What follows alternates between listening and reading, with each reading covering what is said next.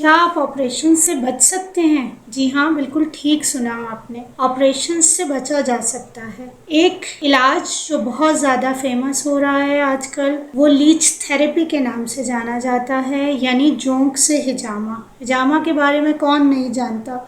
जब कप से हिजामा नहीं होता था तो उस वक्त जोंक से हिजामा किया जाता था। जोंक का दोहरा फायदा है। लीच यानी जोंक, इसमें अल्लाह ताला ने इसके सलाइवा में कई मेडिसिन्स रख दी हैं जो रिसर्च के बाद मालूम हुई है। यानी इसके अंदर हीरोडिन नाम का एक सब्सटेंस है, इसके अंदर नेचुरल ब्लड थिनर है, इसके अंदर नेचुरल एनेस्थीसिया है, यानी किसी भी किस्म का दर्द, स्वेलिंग या इन्फ्लेमेशन जो है वो इसके थ्रू कम की जा सकती है। और इस वक्त इंग्लैंड, अमेरिका, इंडिया समेत 40 से ज़्यादा ममालिक में ये इलाज किया जा रहा है और इससे बेहतरीन नताइज लिए जा रहे हैं। अगर हम इसको मज़हब के तनाजुर में देखें तो कुरान पाक की पहली सूरत सूरह अलक इसी के नाम पर है। यानी अल्लाह ताला कुरान पाक में कह रहे हैं, इक़रा बिस्मि रब्बिकल लज़ी खलक़ खलक़ल इंसाना मिन अलक़। पढ़ अपने रब के नाम से जिसने पैदा किया, इंसान को पैदा किया उसने उस जोंक की तरह की चीज से जो रहम मादर में चिमट गई थी। जब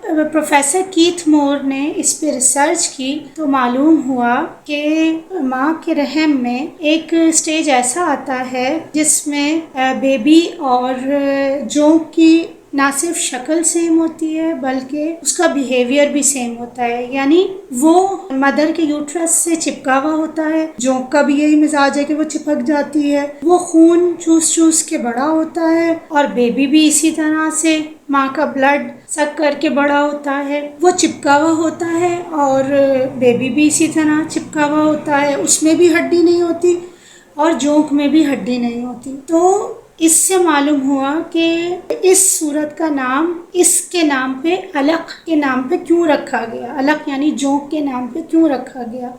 हमारी बॉडी में पाई जाने वाली 95% डिजीज़ का ताल्लुक हमारे गाढ़े खून से होता है। यानी खून गंदा हो जाए और गाढ़ा हो जाए तो प्रॉब्लम्स होती हैं। यानी फालिज हो या डायबिटीज़ हो या कैंसर हो, सभी में यही फिनोमेना काम कर रहा होता है कि खून गाढ़ा हो जाता है। जोंक उसको कुदरती तौर पे पतला करती है खून को, और जिससे ये सर्कुलेशन इम्प्रूव होती है बॉडी में।